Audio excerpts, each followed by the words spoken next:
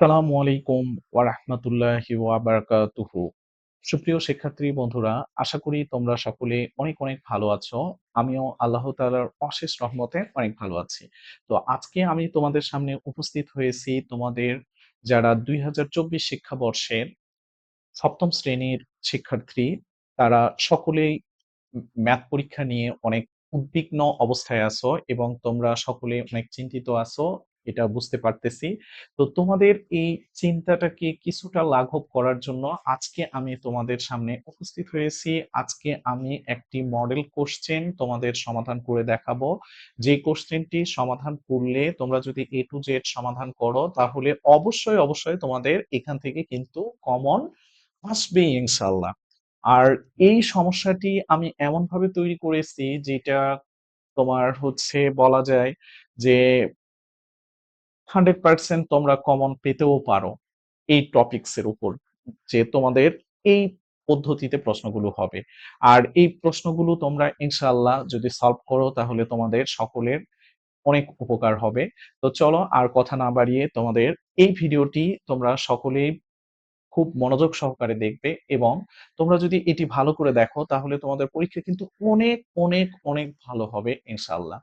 তো চলো, let's go to our today's class. তো এখানে আমি ষান্মাসিক সামষ্টিক মূল্যায়ন ২০২৪ বিষয় গণিত শ্রেণী ৭ম শিক্ষার্থীর জন্য নির্দেশনা। এই প্রশ্নটা আমরা এখানে যেটা সলভ করব সেটা হচ্ছে প্রকল্পের নাম, আমাদের স্কুলের সবজি ও ফল বাগানের পরিবেশ কত সুন্দর। তো এইটা এখন কর্মপত্র বাগান তৈরির পরিকল্পনা। একটি শিক্ষা প্রতিষ্ঠানের পরিবেশ সুন্দর করার জন্য প্রতিষ্ঠান প্রধান স্কুল আঙিনায় একটি বাগান করার সিদ্ধান্ত নিলেন।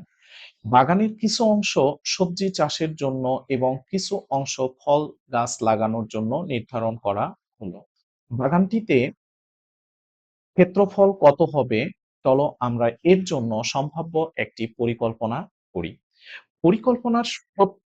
পরিকল্পনার শুরুতেই আমরা প্রত্যেকেই কি করব? খাতা কলম নিয়ে বাগানটির নিম্নরূপ সম্ভাব্য কাগজের মডেল তৈরি বা অঙ্কন করব এবং সবজি ও ফল গাছ বাগানের অংশ দুটিকে পৃথক রং করা হবে। দ্যাট মিনস আমরা সবজির যে বাগানটা তৈরি করব সেই সবজি বাগানের একরকম রং করব আর হচ্ছে ফল বাগানের একরকম রং করব। বাগানটির ক্ষেত্রফল নির্ণয় করো। তো এখানে যে প্রশ্নগুলো দেওয়া আছে এবং যে কাজগুলো দেওয়া আছে, কাজ ক এর আন্ডারে এখানে আমাদের দলগত কাজ ১ আর একক কাজ ১ সমাধান করতে হবে। তো এই সমাধানটাই আজকে আমরা সম্পূর্ণ করব ইনশাআল্লাহ।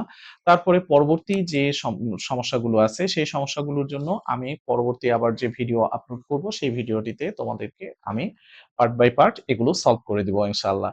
তো এই ভিডিওটি দেখলে তোমাদের কিন্তু অবশ্যই, অবশ্যই 100% একটা প্রিপারেশন তোমাদের কমপ্লিট হবে আশা করি।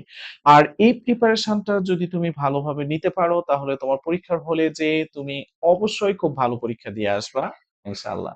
তো এই প্রশ্নগুলো সমাধান করে আমি দিচ্ছি। এই সমাধান করাগুলো তোমরা অবশ্যই খুব মনোযোগের সহিত দেখবা এবং প্রশ্নগুলো কিন্তু খুব মনোযোগের সহিত পড়তে হবে। তা না হলে কিন্তু এই ম্যাথগুলো সমাধান করা সম্ভব নয়। কারণ এখানে যেভাবে প্রশ্ন তৈরি করা হয়েছে একটা টপিকস এর সঙ্গে আরেকটা টপিকস এর যে কম্বিনেশন করে, করে প্রশ্ন তৈরি করা হয়েছে সেই জিনিসটা তোমরা কিভাবে সন্নিবেশিত আকারে তৈরি করা হয়েছে সেটা তোমরা দেখলে অবাক হয়ে যাবা। তো এই প্রশ্নটি যদি তোমাদের সলভ করে উপকারে আসে তাহলে আমার চ্যানেলটি অবশ্যই, অবশ্যই সাবস্ক্রাইব করে রাখবা। আমি তোমাদের যেসব এই সমস্যাগুলো আছে সেই সমস্যাগুলো ভিডিওগুলো এখানে দিয়ে থাকি। যেমন ধরো আমি ক্লাস 6 এর ম্যাথ, ক্লাস 7 এর ম্যাথ, ক্লাস 8 এর ম্যাথ আমার চ্যানেলটিতে আমি আপলোড দিয়ে থাকি। তো এই ক্লাস 6, 7, 8 এর ম্যাথ গুলো তোমরা যদি পেতে চাও তাহলে অবশ্যই আমার চ্যানেলটি সাবস্ক্রাইব করে রাখবা। আর তোমাদের যেসব আত্মীয়স্বজন আছে তারাও যারা ম্যাথকে ভয় পায়, যারা ম্যাথের সমস্যায় এরকম করতেছে তাদেরকেও বলবা যাতে আমার এই চ্যানেলটি দেখে তারা উপকৃত হয়। তো তোমরা বিরক্তি ফিল করবা না। অবশ্যই এটি খুব যত্ন সহকারে সলভ করার চেষ্টা করবা। তো চলো আর কথা না বাড়িয়ে আজকে আমি তোমাদেরকে এটি সমাধান করে দেখাই। তো এখানে খ নাম্বারে যেটা বলা হয়েছে সবজি বাগান ও ফল বাগানের ক্ষেত্রফল নির্ণয়। এটা হচ্ছে জোড়াই কাজ। তারপরে সবজি বাগান, ফল বাগানের যত্ন এবং পরিবেশ গড়ি। দলগত কাজ ২ আর হচ্ছে একক কাজ ২। তো এটা হচ্ছে আমাদের এই কাজগুলো সম্পূর্ণ করলে আমাদের ১০০ মার্কের পরীক্ষাটাই সম্পূর্ণ হয়ে যাবে। তো চলো দেখি আমরা প্রথমে ক নাম্বারের যে সমস্যাটি আছে সেই সমস্যাটিতে কি বলা হয়েছে। তো এখানে ক নাম্বারের এই সমস্যাটি আজকে আমরা সমাধান করব। এর আন্ডারে যতগুলো প্রশ্ন হয় সেগুলো আমরা সমাধান করব। তো প্রথমে ১ নাম্বারে যেটা বলা হয়েছে এখানে সবজি ও ফল চাষ করার জন্য প্রয়োজনীয় পদক্ষেপ। দলগত কাজ ১ এবং একক কাজ ১। পরিকল্পনার শুরুতেই প্রত্যেককে খাতা কলম নিয়ে বাগানটির নিম্নরূপ সম্ভাব্য কাগজের মডেল তৈরি বা অঙ্কন করতে হবে এবং সবজি ও ফল গাছ বাগানের অংশ দুটিকে পৃথক রং করা প্রয়োজন। এটা অবশ্যই করতে হবে। বাগান দুটির ক্ষেত্রফল নির্ণয় করতে হবে। তো আমরা প্রথম ১ নাম্বার যে আমাদের দলগত কাজ আছে, সেই ১ নাম্বার দলগত কাজের ১ এর যে প্রশ্নটি আছে, সেই প্রশ্নটি আমরা প্রথমে দেখি। এখানে বলা হয়েছে যে ১ সবজি বাগানের ও ফল বাগানের দৈর্ঘ্য ও প্রস্থ তোমার ইচ্ছামতো নিয়ে আলাদা করে চিহ্নিত করো এবং রং করো এবং চিত্র অঙ্কন করো। তাহলে আমাদের এখানে যে কথাটি বলা হয়েছে সেটি হচ্ছে আমরা যে সবজি বাগান তৈরি করব সেই সবজি বাগানের জন্য আমাদেরকে আলাদা এখানে দৈর্ঘ্য এবং প্রস্থ নিতে হবে। এই দৈর্ঘ্য প্রস্থগুলো নিয়ে আমাদের কি করতে হবে? ওইটার একটা মডেল তৈরি করতে হবে। তারপরে ওইটা রং করতে হবে আলাদা করে চিত্র অঙ্কন করে। তো আমরা প্রথমে ১ নাম্বারে যেটা করব মনে করি সবজি বাগানের দৈর্ঘ্য ১২ মিটার এবং প্রস্থ ১০ মিটার। আর ফল বাগানের দৈর্ঘ্য এখানে আমরা নিয়েছি ১১ মিটার এবং প্রস্থ আমাদের ১০ মিটার। তাহলে এই দৈর্ঘ্য আর প্রস্থ যেটা আছে সেটা যদি আমি এখানে একটু দেখাই। এখানে আমাদের হচ্ছে সবজি বাগান হলো এটা। এই সবজি বাগানের আমাদের এখানে দৈর্ঘ্য আছে ১২ মিটার আর প্রস্থ আছে ১০ মিটার। এই সবজি বাগানে এই ফল বাগানের এটা ১১ মিটার আর যেহেতু এই বাহু আর এই বাহুর বিপরীত বাহু সমান তাহলে বিপরীত বাহু সমান হলে এটাও ১০ মিটার, এটাও ১০ মিটার। তাহলে এটা আমাদের আসলো ১০ মিটার। তো আমরা প্রথমে এখানে যদি এটার ক্ষেত্রফল বের করতে চাই, সবজি বাগানের ক্ষেত্রফলটা আমাদের কত আসছে? আমরা যেহেতু এটা একটা আয়তাকার ক্ষেত্র, দৈর্ঘ্য প্রস্থ আমাদের আলাদা, সেহেতু আমাদের এখানে ক্ষেত্রফল আসবে দৈর্ঘ্য গুণ প্রস্থ বর্গ একক। তো ১২ গুণ ১০ সমান সমান এখানে আসলো ১২০ বর্গ মিটার। এবারে আমরা ফল বাগানের ক্ষেত্রফল যদি নির্ণয় করতে চাই, তাও ফল বাগানটাও আমাদের আয়তাকার ক্ষেত্র কারণ এখানে দৈর্ঘ্য আর প্রস্থ ২ টা আলাদা মান। তো ১১ গুণ এখানে ১০ তাহলে ১১০। এই ১১০ আমরা পেলাম এখানে ফল বাগানের ক্ষেত্রফল। তো সবজি বাগানের ক্ষেত্রফল ১২০ বর্গমিটার এবং ফল বাগানের ক্ষেত্রফল ১১০ বর্গমিটার। তো সুপ্রিয় শিক্ষার্থী বন্ধুরা আশা করি তোমরা এই সমস্যাটি বুঝতে পেরেছো। তো চলো আমরা এবারে পরবর্তী যে সমস্যাটি আছে সেই সমস্যাটিতে যদি যাই তাহলে এই সমস্যাটি এখানে বলা হয়েছে যে একক কাজ এর ২ নাম্বার যে সমস্যাটি ২ সবজি বাগানের প্রস্থ ১ মিটার বাড়ালে এবং দৈর্ঘ্য ১ মিটার কমালে কি ধরনের চিত্র হবে অঙ্কন করো এবং ক্ষেত্রফল নির্ণয় করো। তো আমি যদি সবজি বাগানের দৈর্ঘ্য এখানে দেখি, সবজি বাগানের দৈর্ঘ্য কিন্তু আমাদের এসেছে ১২ মিটার। তাহলে ১২ মিটার থেকে দৈর্ঘ্য ১ মিটার কমালে প্রকৃত দৈর্ঘ্য হবে ১১ মিটার। তারপরে আমি যদি প্রস্থ থেকে আবার ১ মিটার কমাই তাহলে ১ মিটার বাড়াই প্রস্থ কারণ এখানে ১ মিটার দৈর্ঘ্য সবজি বাগানের প্রস্থ ১ মিটার বাড়ালে আর দৈর্ঘ্য ১ মিটার কমালে তাহলে দৈর্ঘ্য থেকে ১ মিটার কমে গেল আর প্রস্থ থেকে ১ মিটার বেড়ে গেল তাহলে ১১। তাহলে এটাও ১১, এটাও ১১। যেহেতু দৈর্ঘ্য আর প্রস্থ ২ টা মানই সমান তাহলে এটি হচ্ছে একটি বর্গাকার ক্ষেত্র। এখানে স্পষ্ট বোঝা যায় যে চতুর্ভুজের দৈর্ঘ্য ও প্রস্থ সমান। যে চতুর্ভুজের দৈর্ঘ্য ও প্রস্থ সমান তাকে আমরা কি বলি যে এটা হচ্ছে বর্গক্ষেত্র। তাহলে বর্গক্ষেত্র যদি বলে অতএব বর্গক্ষেত্রের ক্ষেত্রফল এখানে হবে বাহু গুণ বাহু অথবা এক বাহু গুণ এক বাহু অথবা দৈর্ঘ্য গুণ দৈর্ঘ্য যেকোনোভাবে আমরা লিখতে পারি। তো বাহু গুণ বাহু যদি করি তাহলে এখানে আমাদের ক্ষেত্রফল আসে ১২১ বর্গমিটার। তো এই হলো আমাদের চিত্রটা অঙ্কন করা হলো, তার ক্ষেত্রফল এখানে লিখে দিলাম। তো এই হচ্ছে আমাদের ২ নাম্বার যে সমস্যাটি ছিল, সেই ২ নাম্বার সমস্যাটি আমরা এখান থেকে সমাধান করলাম। তো তারপরে এবারে আমরা যদি পরবর্তীতে আসি, পরবর্তীতে এখানে একক কাজ আমাদের ৩ একক কাজের যে ৩ নাম্বার সমস্যাটি ছিল, সেই সমস্যাটি আমাদের এখানে দেওয়া আছে যে প্রধান শিক্ষক বাগানটির দৈর্ঘ্য পরিবর্তন করতে চান। তাহলে দৈর্ঘ্য যদি পরিবর্তন করতে চান, এই দৈর্ঘ্যটা প্রধান শিক্ষক কি করবে? পরিবর্তন করতে চায়। তাই বাগানটির দৈর্ঘ্য x পরিবর্তন করা হলো। তাহলে বাগানটির দৈর্ঘ্য যেটা আসবে সেটাকে আমরা আগে যা ছিল সেটা হচ্ছে ১২। তো ১২ এর পরিবর্তে আমরা কি লিখলাম? এখানে x। তারপরে এবার বাগানটির মডেল তৈরি করো এবং ক্ষেত্রফল নির্ণয় করো। তো এখন আমি যদি এই বাগানটির সবজি বাগানের, যেহেতু এটা বলা হয়েছে বাগানটির দৈর্ঘ্য, আমরা প্রথমে এখানে যে কাজটা করলাম সেটা হচ্ছে সবজি বাগানের দৈর্ঘ্য। তাহলে প্রধান শিক্ষক সবজি বাগানের দৈর্ঘ্যটা, এখানে প্রধান শিক্ষক বাগানটির দৈর্ঘ্য পরিবর্তন করতে চায়। তো এখানে যেটা হবে সেটা হচ্ছে সবজি বাগানের দৈর্ঘ্য যদি তিনি পরিবর্তন করেন, সবজি বাগানের দৈর্ঘ্য। তো সবজি বাগানটির দৈর্ঘ্য পরিবর্তন করতে চাই, তাহলে বাগানটির দৈর্ঘ্য x পরিবর্তন করা হলো এখানে, তাহলে আমি লিখলাম x। তাহলে এই জায়গায় যদি এটা x হয় তাহলে এটা তো আমাদের ছিল আগে থেকেই ১০, এটাকে আমরা x বলতে পারি।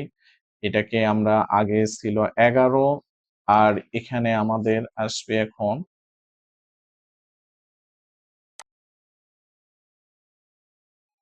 ১১০ বর্গ। তো যাই হোক, এটা হচ্ছে আমাদের এখানে আসবে, এটা কিন্তু আমাদের ছিল কত? এই জায়গায় আমাদের এটা হচ্ছে ১১।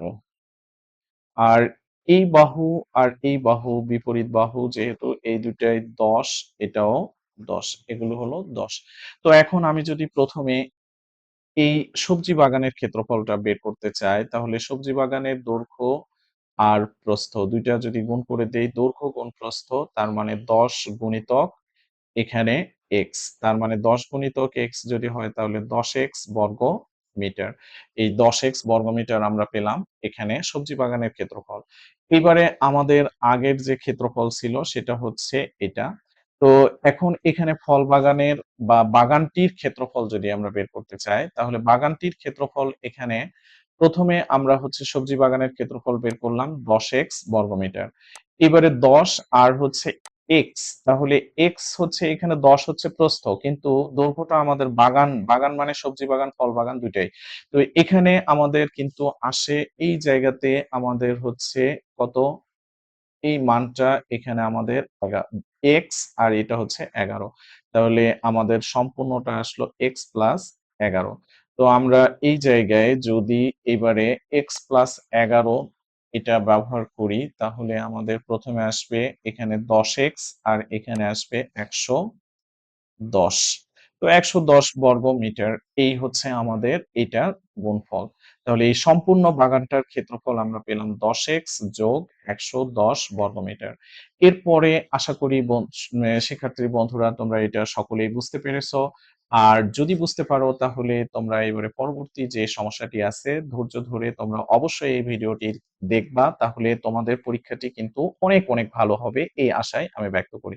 আর যদি পরীক্ষা ভালো দিতে চাও তাহলে অবশ্যই তোমাকে এইটা খুব যত্ন সহকারে করতে হবে। আদারওয়াইজ তুমি কিন্তু পরীক্ষায় খারাপ করবা। তো যাই হোক, তোমাদের পরীক্ষা আশা করি অনেক অনেক ভালো হবে ইনশাআল্লাহ। তো এক এইবারে ৪ বাগানের দৈর্ঘ্যকে হর এবং প্রস্থকে লব ধরে একটি প্রকৃত ভগ্নাংশ নির্ণয় করে লঘিষ্ঠ করে ৩টি গুণনীয়ক ও ৩টি গুণিতক বের করতে হবে। তাহলে ৩টি গুণনীয়ক আর ৩টি আমরা গুণিতক বের করব। তাহলে ৩টি গুণনীয়ক আর ৩টি গুণিতক বের করতে যদি আমরা চাই, তো প্রথমে আমাদের বাগানের দৈর্ঘ্য যেটি ছিল সেটি হচ্ছে ১২ মিটার, যেটাকে আমরা কি কনসিডার করব? হর। তারপরে বাগানের প্রস্থ, এই বাগানের প্রস্থটা আমাদের আছে ১০, এটাকে আমরা কি কনসিডার করব? লব। তো বাগানের দৈর্ঘ্যকে হর এবং বাগানের প্রস্থকে লব ধরে একটি প্রকৃত ভগ্নাংশ নির্ণয় করে তারপরে কি করব, লঘিষ্ঠ করে ৩টি সাধারণ গুণিতক এবং ৩টি সাধারণ গুণনীয়ক নির্ণয় করব। তো প্রথমে বাগানের দৈর্ঘ্য আর প্রস্থ, এটাকে দৈর্ঘ্যকে হর আর প্রস্থকে লব বিবেচনা করে আমরা কি লিখব, তাহলে ভগ্নাংশটি বা প্রকৃত ভগ্নাংশটি ১০ বাই আমাদের ১২ আসে। তো ২ দিয়ে যদি আমি কাটাকাটি করি, প্রথমে ১০ কে যদি কাটি তাহলে এখানে আসবে আমাদের ৫ দুগুণ ১০ আর এখানে আসবে ৬ দুগুণা ১২। তো এই পেলাম আমরা হচ্ছে এখানকার আনসার। তো তাহলে প্রকৃত ভগ্নাংশটি লঘিষ্ঠ আকারে আসলো আমাদের ৫/৬। তো আশা করি বন্ধুরা তোমরা সকলেই এইটা বুঝেছ এবং বুঝতেছ। তো তোমরা ধৈর্য ধরে যদি এটি দেখো তাহলে অবশ্যই তোমাদের পরীক্ষা কিন্তু অনেক ভালো হবে এই আশায় ব্যক্ত করি।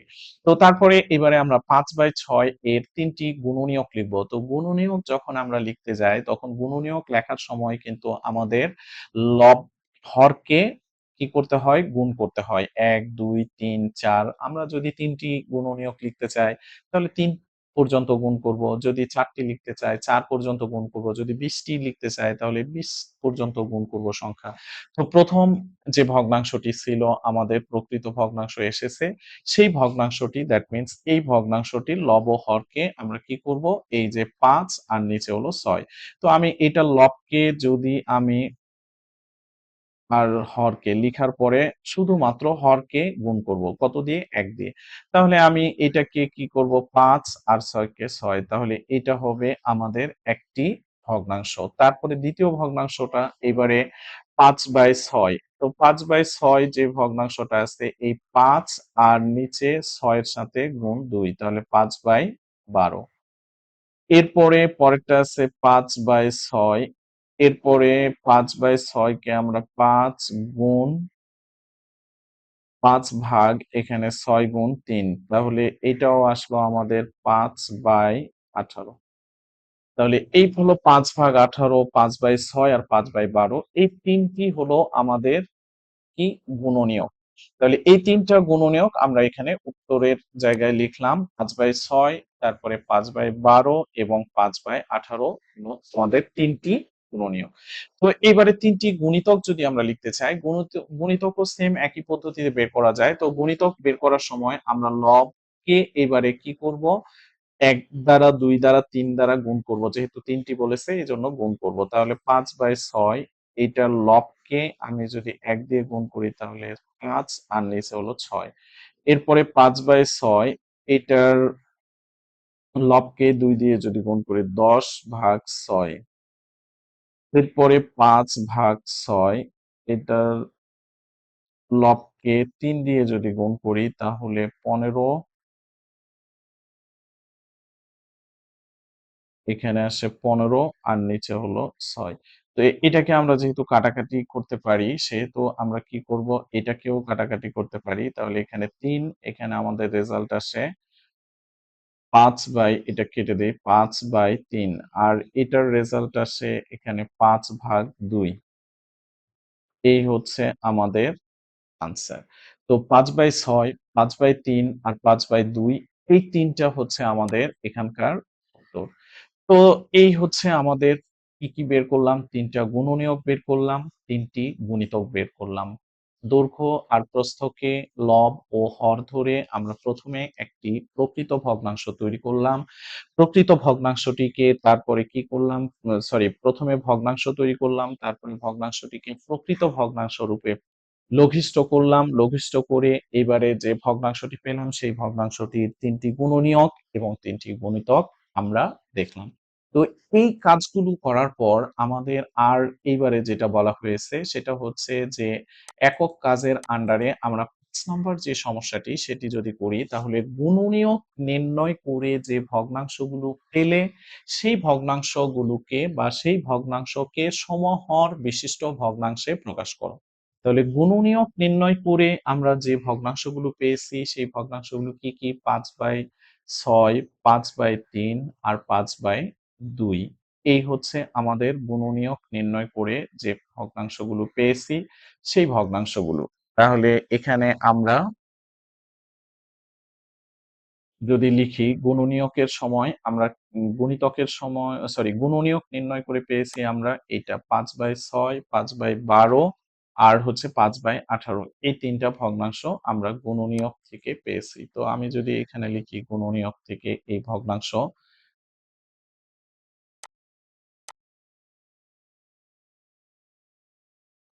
আচ্ছা এটা আমরা 5/6 এর কয়টি গুণনীয়ক আমরা পেয়েছি? ৩ টি। তো এই ৩ টি গুণনীয়ক এইটাকে আমাদের কি করতে হবে? সমহর বিশিষ্ট ভগ্নাংশে প্রকাশ করতে হবে। তো যখন আমরা কোনো ভগ্নাংশের সমহরে প্রকাশ করতে চাই, তখন ভগ্নাংশগুলোর হরের লসাগু আগে আমাদের জানতে হয়।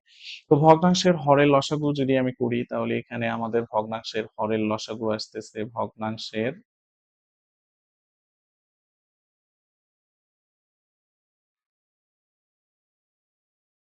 হর ৬, ১২ ও ১৮ এর লসাগু।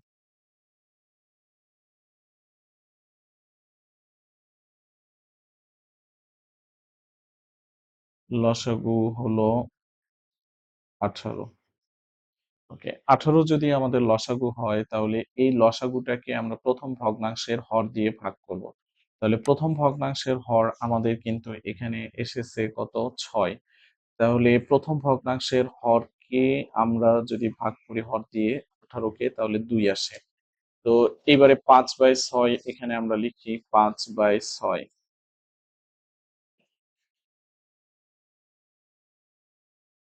আচ্ছা, এবারে ভাগ করে যে ভাগফলটা পেলাম সেটা হচ্ছে ৩। আর এই ৩ দিয়ে ৫ কে গুণ করব, ৬ কে গুণ করব। তাহলে ৩×৫ = ১৫ আর হচ্ছে ৩×৬ = ১৮। তারপরে এবারে আমরা দ্বিতীয় যে ভগ্নাংশটি আছে সেটি যদি এখানে লিখি, তাহলে সেই ভগ্নাংশটি আমাদের এখানে হবে আ পরের ভগ্নাংশটি হলো ৫/১২। তাহলে ৫/১২।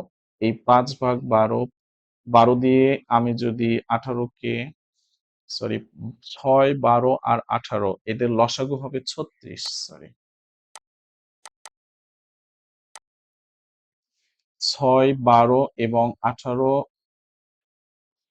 এদের লসাগু হবে ৩৬।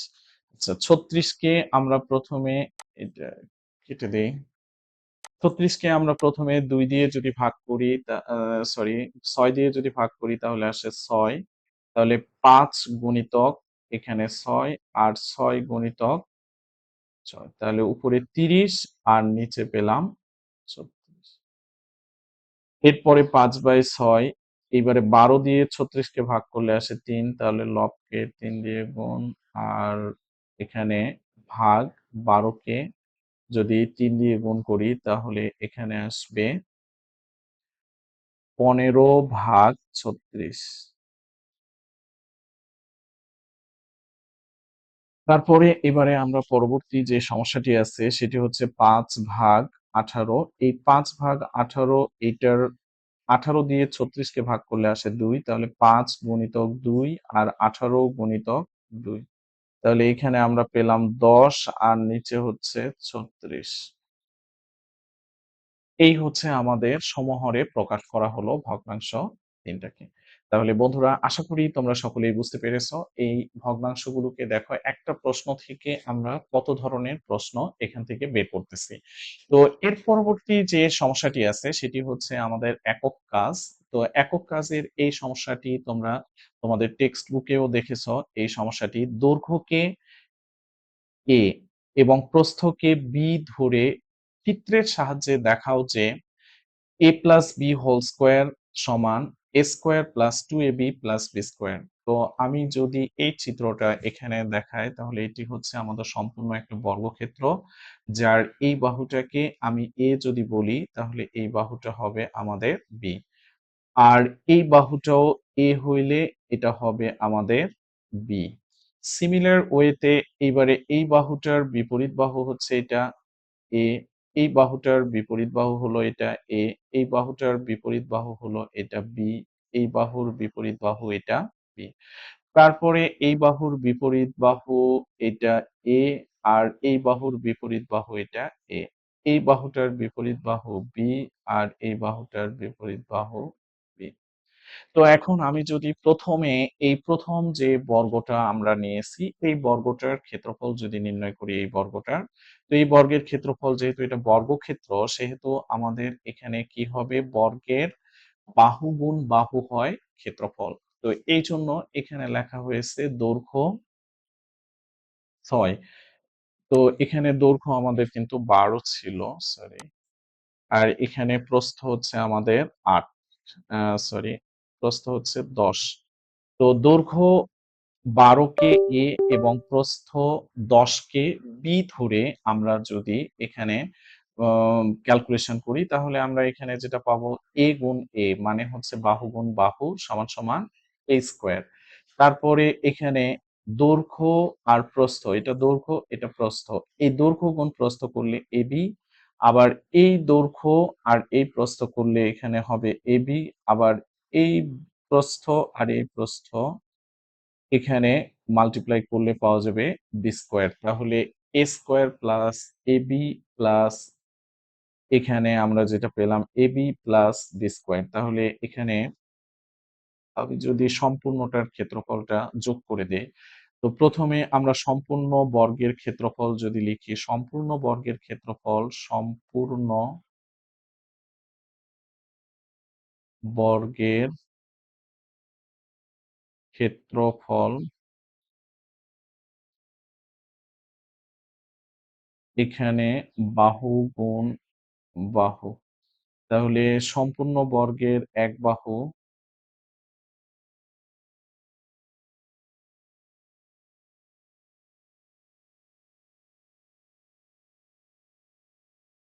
তো সম্পূর্ণ বর্গের ক্ষেত্রফল আমাদের এখানে সম্পূর্ণ বর্গের এক বাহু যেটা আমাদের সেটি কিন্তু হচ্ছে এখানে এ প্লাস বি, এ প্লাস বি, এটা হচ্ছে আমাদের বর্গের প্রতিটি বাহুর দৈর্ঘ্য। দ্যাট মিনস এই যে আমি সম্পূর্ণ বর্গক্ষেত্রটা নিয়েছি এই সম্পূর্ণ বর্গটার এক বাহুর দৈর্ঘ্য হচ্ছে এ প্লাস বি।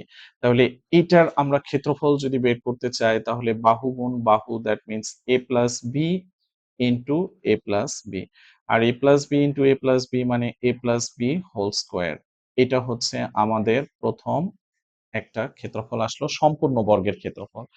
এইবারে আমরা ছোট ছোট বর্গের ক্ষেত্রফলগুলো যদি সবগুলো যোগ করি, প্রথমে ছোট বর্গ এই বর্গটার ক্ষেত্রফল বাহু গুণ বাহু এ স্কোয়ার, এই বাহুর আয়তের ক্ষেত্রফল এবি, এই আয়তের ক্ষেত্রফল এবি, এই বর্গের ক্ষেত্রফল বি স্কোয়ার।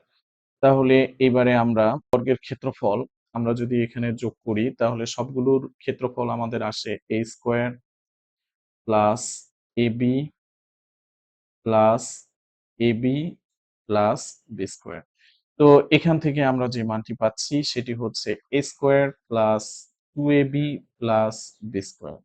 তো এখান থেকে এখন আমরা সম্পূর্ণ বর্গের ক্ষেত্রফল সমান সমান সবগুলো বর্গের ক্ষেত্রফলের যোগফল দুইটা সমান, তার মানে আমাদের a plus B whole square আর হচ্ছে is equal to A square plus 2ab plus B square, এটা প্রমাণিত হলো। তো শিক্ষার্থী বন্ধুরা আশা করি তোমরা এটিও বুঝেছো। এবারে আমরা পরবর্তী যে সমস্যাটি আছে সেটিতে যদি আসি, দৈর্ঘ্য ও প্রস্থের গুণনীয়কের গুণফলকে গ্রিডে প্রকাশ করো। দৈর্ঘ্য আর প্রস্থ এই দুটার আমাদের গুণফলকে আমরা যদি গ্রিডের মাধ্যমে প্রকাশ করতে চাই তাহলে দৈর্ঘ্য আর প্রস্থ আমাদের এখানে যেটা এসেছে সেটা হচ্ছে প্রথমে আমরা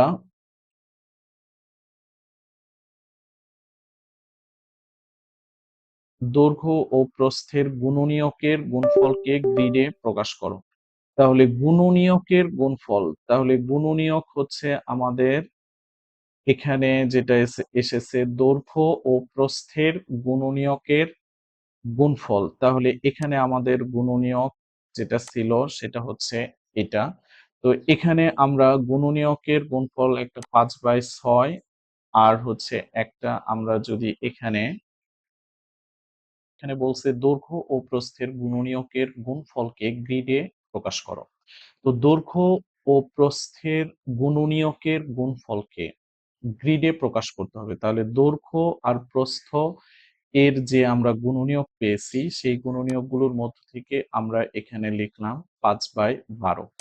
তাহলে এই গুণনীয়কগুলো আমরা যেটা লিখেছি সেই 5/12 গুণনীয়ক দুইটা কিন্তু অলরেডি আমরা বের করেছি দৈর্ঘ্য আর প্রস্থের গুণনীয়ক থেকে। তো এই গুণনীয়কের আমরা যদি এখন গুণফল নির্ণয় করি তাহলে গুণফলটা আমাদের আসবে 25 আর নিচে হলো 6, 12, 72। তাহলে এখানে আমি লিখতে পারি 25/72। তো এই গুণফলটাকে আমরা কিসের মাধ্যমে প্রকাশ করব? গ্রিডের মাধ্যমে। তাহলে গ্রিডের মাধ্যমে আমরা প্রকাশ করতে গেলে প্রথমে এখানে যদি একটা গ্রিড আঁকাতে চাই তাহলে প্রথমে এই গ্রিডটাকে আমরা আঁকানোর জন্য এই জায়গায় আ এই ঘরটাকে আমরা প্রথমে এই জায়গায় ৫ ভাগে ভাগ করব। টোটাল ৬ ভাগ।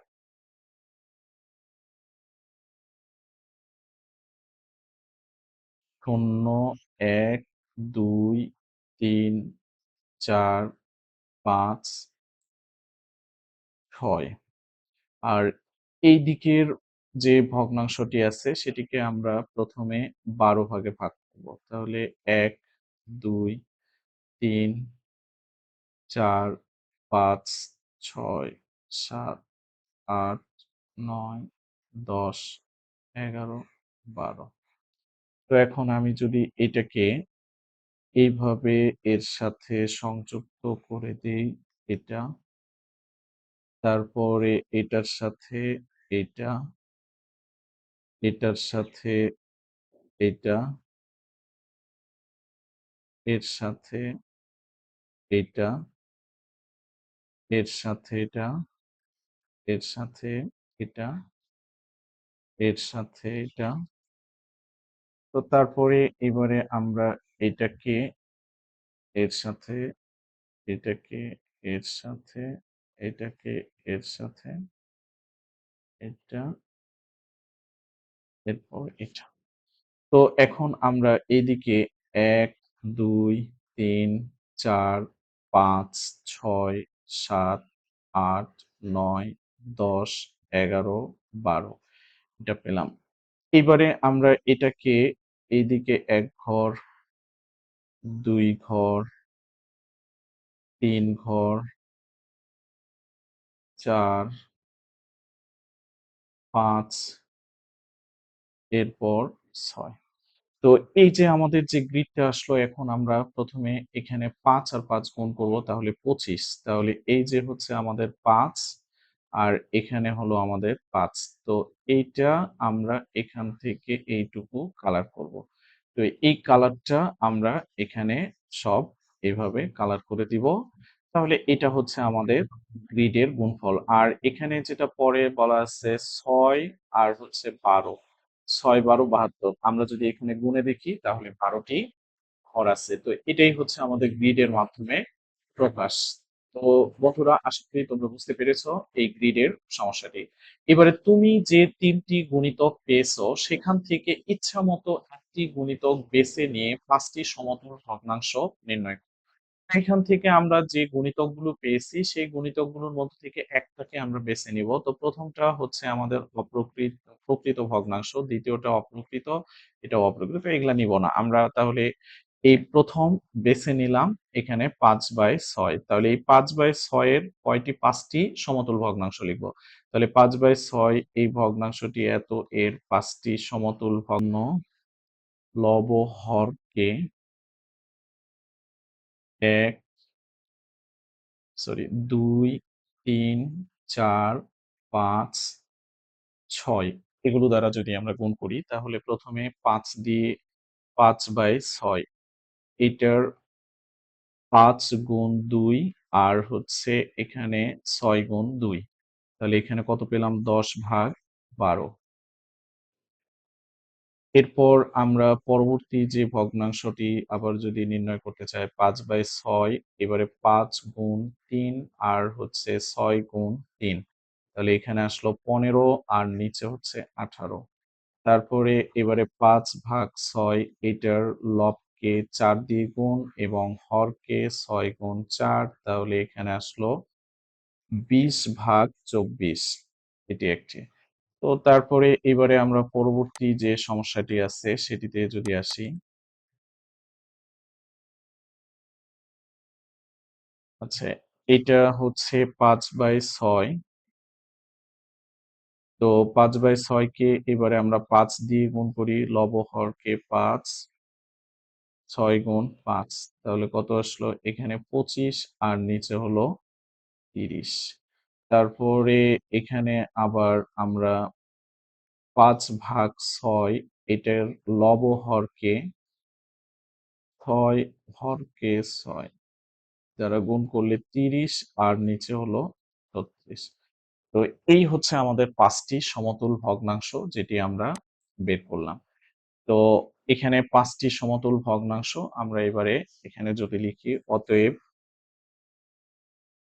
৫/৬ এর ৫ টি সমতুল ভগ্নাংশ হলো, প্রথমটা হচ্ছে ১০/১২, এর পরেরটা হচ্ছে ১৫/১৮,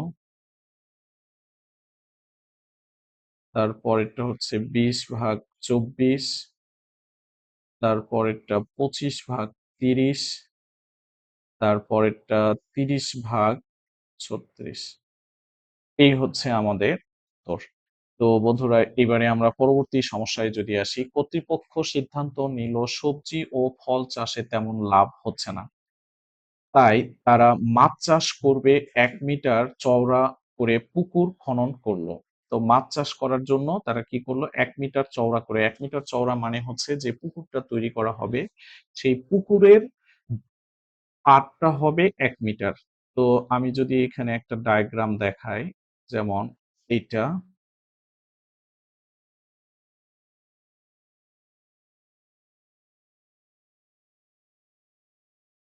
আচ্ছা, এই হলো আমাদের, এটা যদি একটা ডায়াগ্রাম হয়, এবারে এখান থেকে আমাদের এইটুকু আমরা হচ্ছে পুকুরের জন্য নির্বাচন করলাম। এই দিকেও তাই।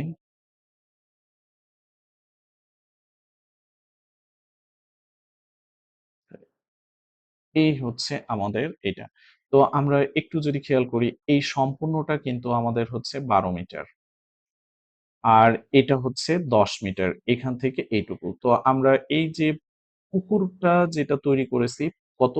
১ মিটার চওড়া। তাহলে এটা ১ মিটার, এইদিকে ১ মিটার, এইদিকে ১ মিটার, এইদিকে ১ মিটার।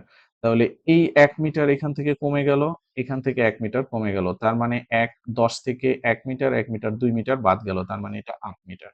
আবার এইদিকে আবার হচ্ছে আমাদের এটা সম্পূর্ণটা ১২ মিটার। তো এখান থেকে ১ মিটার, এখান থেকে ১ মিটার, ২ মিটার বাদ গেল। তার মানে এটা হচ্ছে ১০ মিটার। তো আমরা ১ম এ এখানে সম্পূর্ণ বাগানের ক্ষেত্রফলটা যদি বের করতে চাই, সম্পূর্ণ বাগানের ক্ষেত্রফল। আচ্ছা, সম্পূর্ণ বাগানের ক্ষেত্রফল এখানে আসে। ভিডিওটি অনেক লম্বা হচ্ছে। আশা করি তোমাদের উপকারে আসবে বলেই কিন্তু ভিডিওটি লম্বা হইলেও আমি ছোট করতেছি না। তারপরেও অনেক কিছু ছেড়ে দিয়ে আসছি। বর্গ একক। তো এটা হচ্ছে বর্গ মিটার। তো আমরা এটা গুণ করি যদি, তাহলে সম্পূর্ণ বাগানের ক্ষেত্রফলটা আমাদের চলে আসবে ১২০ বর্গমিটার। এবারে আমরা পুকুর যেটা খনন করব, সেই পুকুরটার আমরা যদি এখানে বলা হয়েছে শুধুমাত্র পুকুরের ক্ষেত্রফল আমাদের বের করতে হবে। পুকুরের ক্ষেত্রফল কত? এটা বের করতে গেলে আমাদেরকে এবারে জানতে হবে এখানে, এই যে আমরা এই দিক থেকে যে বাদ দিচ্ছি সেটা হচ্ছে রাস্তা বা পার বাদে ১ মিটার চওড়া বা পার বাদে বাগানে পুকুরের দৈর্ঘ্য এখানে আসবে ১০ বিয়োগ ২ তো মিটার। তার মানে হচ্ছে ৮ মিটার। তারপরে পুকুরের প্রস্থ এটি যদি নির্ণয় করি, এটি আসবে সরি, এটা হচ্ছে আমাদের দৈর্ঘ্য হলো ২। তাহলে ১২ মাইনাস ২ ১ বাদ গেলে তাহলে এটা হলো ১০। আচ্ছা,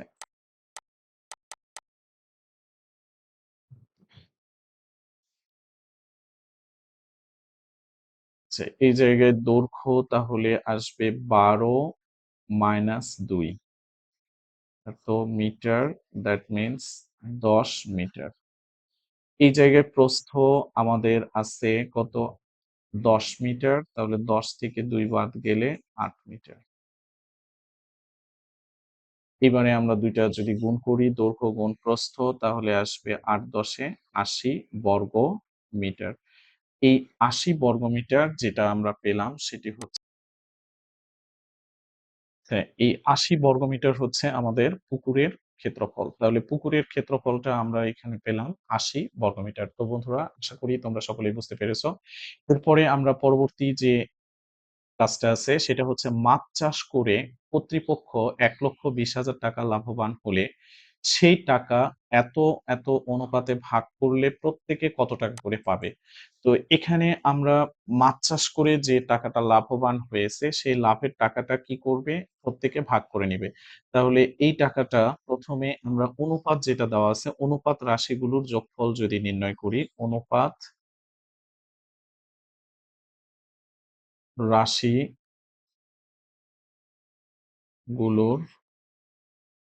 যোগফল। আচ্ছা, অনুপাত রাশিগুলোর যোগফল এখানে আসবে ২ যোগ ৪ যোগ ৬, এই হচ্ছে ১০ ১২। এবারে আমরা হচ্ছে প্রথম ব্যক্তি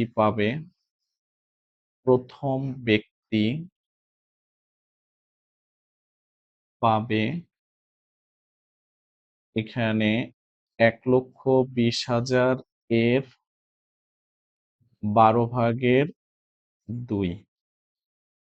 তো এখানে ভাগ করলে ১২ কে ১২ আর ১০,০০০, এই হলো মোট ২০,০০০ টাকা।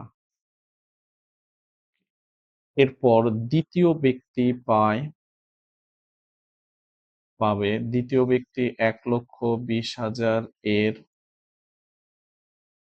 ১২ ভাগের ৪। তাহলে এটাও সেম ১০,০০০, দ্যাট মিনস ৪০,০০০। তাহলে দ্বিতীয় ব্যক্তি পাইল ৪০,০০০ টাকা। এরপর তৃতীয় ব্যক্তি যে টাকাটা পাবে, তৃতীয় ব্যক্তি পায় ১,২০,০০০ এর ১২ ভাগের ৩, সরি ১২ ভাগের ৬। এই ১২ ভাগের ৬, তার মানে এইটা আবার যদি আমরা কাটাকাটি করি, এখানে আসবে ১০,০০০। দ্যাট মিনস ৬০,০০০ টাকা। তো এই হচ্ছে প্রত্যেকে কে কত টাকা করে পাবে সেই টাকাগুলো আমাদের এখান থেকে বের হয়ে আসলো। তো সুপ্রিয় শিক্ষার্থী বন্ধুরা, আশা করি তোমাদের এই ভিডিওটি অনেক, অনেক কাজে লাগবে এবং তোমাদের পরীক্ষাটা অনেক, অনেক ভালো হবে। তো তোমরা সকলেই পরীক্ষা ভালো দিতে চাইলে এই ভিডিওটি তোমরা অবশ্যই ভিডিওটি দেখার পরে সাবস্ক্রাইব করে রাখবা, যাতে পরবর্তী যে সমাধানটা আমি দিব সেটি যেন তোমরা আগে পেয়ে যাও। তো আল্লাহ হাফেজ। আসসালামু আলাইকুম ওয়া রাহমাতুল্লাহি ওয়া বারাকাতুহু।